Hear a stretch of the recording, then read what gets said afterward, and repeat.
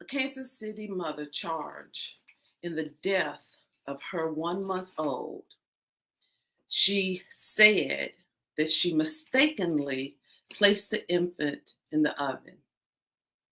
Another mother accused of beheading her baby, and she refuses a plea deal. Another mother found guilty of killing her toddler son, burning his body, and burying him in the yard. Another mother decapitated her baby. Another mother drowns all 5 of her children. Hello, I am Karen Elizabeth, Patton Jack's baby girl, and welcome to Karen's Inquisitive Corner.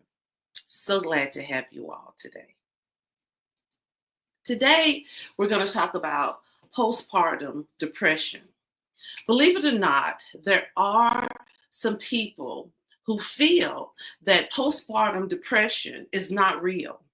They feel that some of the other mental illnesses aren't real. For example, depression, anxiety, delusions, personality disorder, bipolar, and schizophrenia. And actually, some scientists and doctors actually feel that these are not actually mental illnesses, that they're not illnesses at all.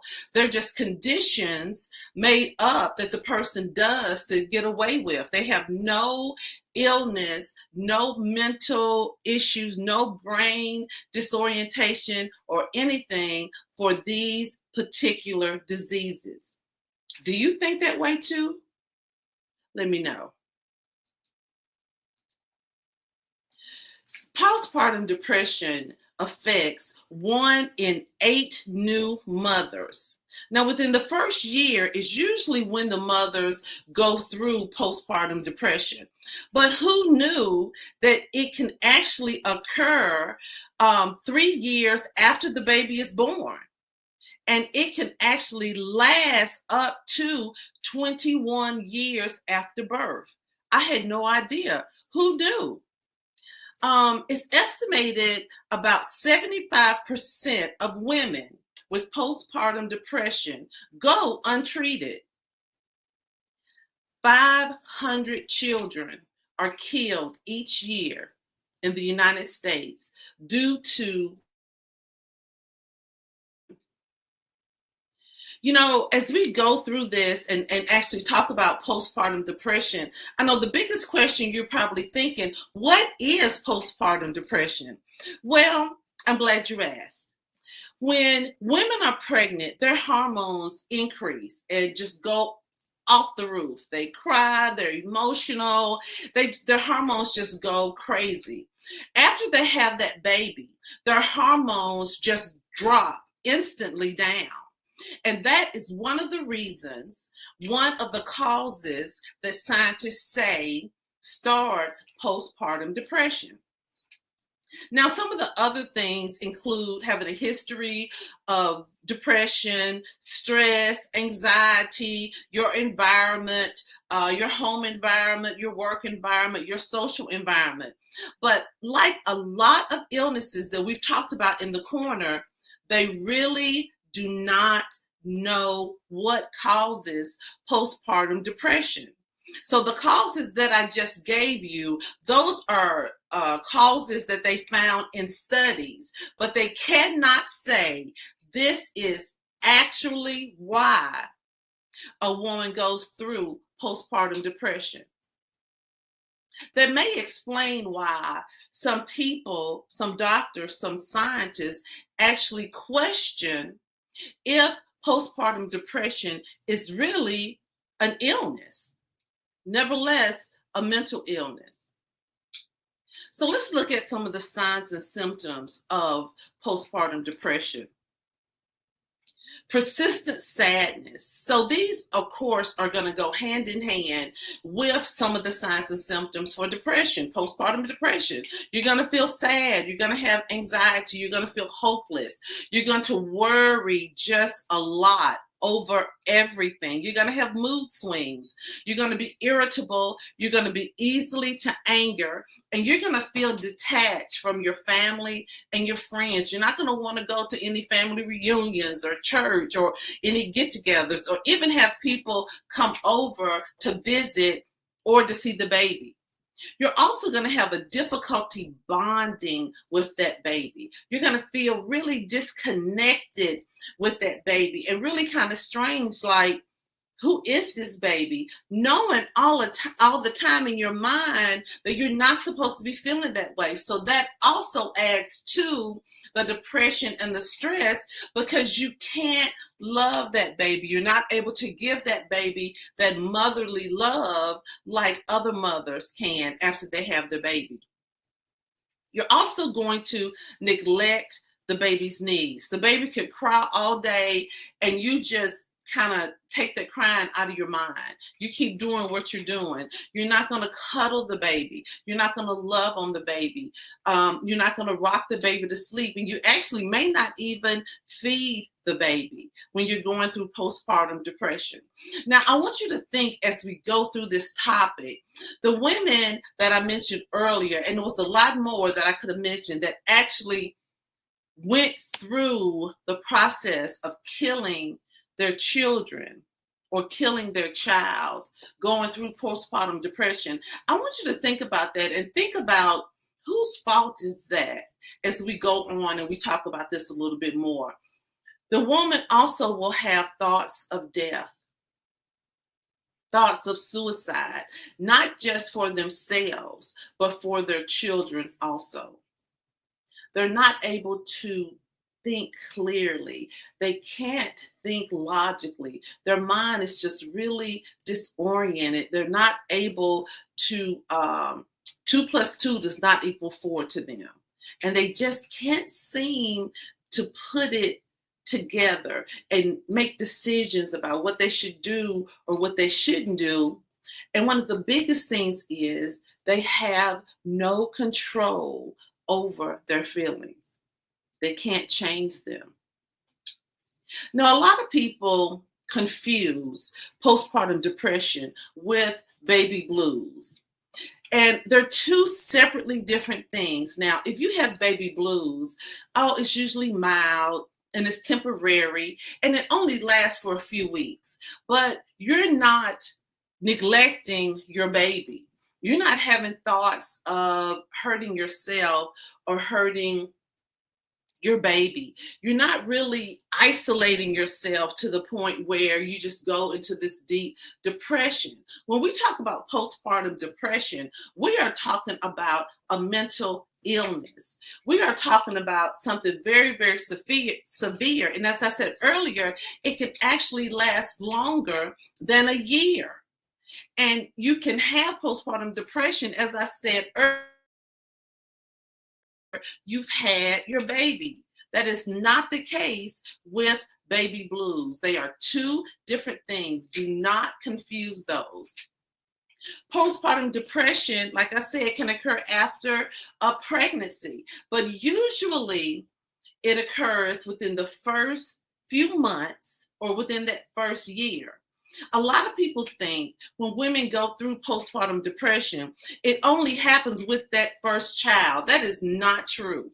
That is not true. You can actually go through postpartum depression with any pregnancy. You can have 10 pregnancies and go through postpartum depression on that 10th pregnancy. Unfortunately, Black women are estimated to have more rates of postpartum depression. It's about 80% higher than white women. Now, why do you think that? Let's ponder on that a little bit. In the corner, we've talked about a lot of different illnesses where it seems like the Black culture of women and men will have more severe illnesses than other cultures. Why do you think that? Black people, the Black culture, the Black community is more likely to name the signs and symptoms as postpartum depression and to go get help for that depression. They're more likely to say, oh, that's just the blues. Everybody goes through that after they have their children. You're thinking crazy and so forth. They can't believe in 2025 that our culture still thinks that way. It blows my mind. 80% of Black women are going to have postpartum. Untreated, not doing anything about it, risking killing themselves and their children versus white women. We have got to do something about that. We have got to do something about it today. In the corner, we've talked about it over and over and over again. Call it what it is. The person is depressed. The person is going through something. The person is not who they were prior to having that baby, and get them some help. Because a lot of times when people go through postpartum depression, they're not able to help themselves. So let's go back to the question that I asked you earlier. Whose fault is it? If your husband is sitting there seeing you go through all of these issues and all of this depression and sadness and so forth, which was the case of some of the women that I named earlier, whose fault is it after that woman kills her babies because of postpartum depression? But there is hope for people diagnosed with postpartum depression. As I've shared to you all in the corner, I had postpartum depression with both of my children. I would not have been able to make it if mom didn't actually come in, move in, and help me take care of my kids. Those of you that have experienced postpartum depression, you know that it's real. Those of you that have not experienced it does not mean that it's not real. It does not mean that. But there is hope. Just like for depression, anxiety, bipolar, blood pressure, there is hope. And women can be treated. They can have therapy and, of course, medications, self-care to take care of yourself. When you go through depression, any type of depression, one of the signs is that you don't take care of yourself. You're not eating, you're not bathing, your mental thoughts are negative. You're not taking care of self. And then support groups. We're going to talk more about support groups in the corner and how support groups can actually help you say out loud, bring all those things that you've been feeling, that you've been thinking, that you're scared to say in a group of people that feel the same way, that understand what you're saying. But we're going to talk about that another time in the corner. I don't want you to think that postpartum depression is not something that cannot be treated. It can be treated. And after treatment, or while you're in treatment, that mother can start bonding with that baby. That mother can start feeling more like a mother and being happy and joyous about having that baby. About these women killing their children, cutting their heads off, burning them, putting them in the oven, drowning them, smothering them, strangling them, just all sorts of things that may be absolutely unthinkable for some of you all. And you're probably sitting there thinking right now, Karen, how can people do this? How could anybody in the world hurt the one thing that you love more than life, that you would actually give your life for, your child? So whose fault is it? when a woman goes through postpartum depression and absolutely no one, they don't have a mother to come and help them. The husband just feels like they're acting out and and wondering why you're not taking care of the child like you're supposed to be taking care of the child. The family stereotypes them and says, that's crazy thoughts. You shouldn't be thinking that way. Take care of that baby, or you're just lazy. You don't want to take care of the child. Putting all of these titles on the woman. And in actuality, the woman is going through postpartum depression. Whose fault is it? Is it the woman's fault because she didn't get up and say, hey, I'm going through depression. I need some help. I need for you all to help me. Will somebody please help me? I'm going to hurt myself. I'm going to hurt my baby. Will somebody please help me? Is this her fault because she doesn't get up and go to the doctor or go to a psychiatrist and try to get some help?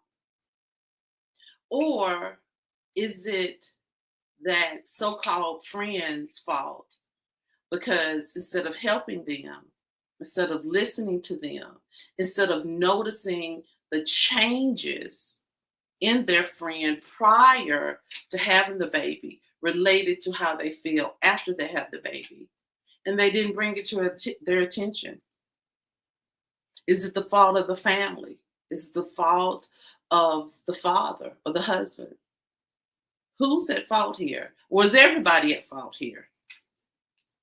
Because nobody did anything to stop that woman from drowning her 5 children. After she drowned her 5 children, some of you all may remember the case. After she drowned her 5 children, then her husband said, oh yeah, she was feeling this way. Oh yeah, she had these signs and symptoms. Oh yeah, she was acting like this. But I just didn't think anything. I didn't think anything about it. Now your wife is in jail and your babies are gone. Why is it that our culture, people that look like me, do not get help for mental illness? How are we still here in 2025? I do not understand it. But we are. Unfortunately, we are. We're still here. As long as we have babies killing themselves, we're still here. As long as people and families have postpartum and they're not getting any help, we're still here. As long as we're still labeling people, well, she never was right after her husband died. She's depressed. She's depressed. She's upset. As long as we're still hiding family generation secrets under the bed or in the closet and locking them up and not speaking to them at the dinner table, at family reunions, at church, or wherever, we are still going to be here. And we have to stop, you guys. We have to stop. So, what do I know that I know? If we hope for what we do not yet have, we wait for it patiently. Patience is really, really, really hard. And people say when you pray for patience, then you have to have issues that come in your life so you can obtain patience. I'm not a patient person. I'm much more patient now than I was. I have a director personality. So patience is something that I work on. But I've really been able to do better as I have gotten older. Waiting on what God has for you. Waiting on that love to come into your life. And I'm not just talking about love from a woman or love from a man. That too. Talking about also the love of the job, maybe even a job you never thought that you would be doing, and it becomes your passion. That love for yourself that you never realized that you didn't have until something came up in your life and you looked in the mirror and asked yourself, who is this person? I don't like this person. I don't know this person. But sometimes it's not going to come overnight. Sometimes you have to evolve and get that love in your life. Whatever the love may be, get that in your life. And sometimes God takes us through chapters in our life. And while we're in those chapters in our life, we're like, God, really? Come on now. Give me a break. Come on. I just went through this. I just came out of a storm. Now I'm getting ready to go back into a storm. Come on now. But then after you go through all of that and you get to that place where God places that love in your life, a love you never even considered, a love that 10 years ago you never would have even probably thought about. But when he places that in your life, a lot of times we have to let go of who we are. We have to let go of our, stereotypes. We have to let go of what we used to be, or how we used to think, or what we used to want. And we have to be open for what God has for us, because that is when the perfection comes in. That's when everything falls in place. All of those times you question God, all of those times you question yourself, question your ability, question your future, question where you are right now and why. All of that is going to come to pass with patience. So just practice on your patience. Pray for patience. And when you're in a situation, when you're in an issue, when you're in a storm, pray for patience to get past it. Because let me tell you something, this too will pass. You all have an amazing day. Mwah. Karen Elizabeth Patton Jack's baby girl, and this is Karen's Inquisitive Corner. I'll see you next Saturday. Bye-bye.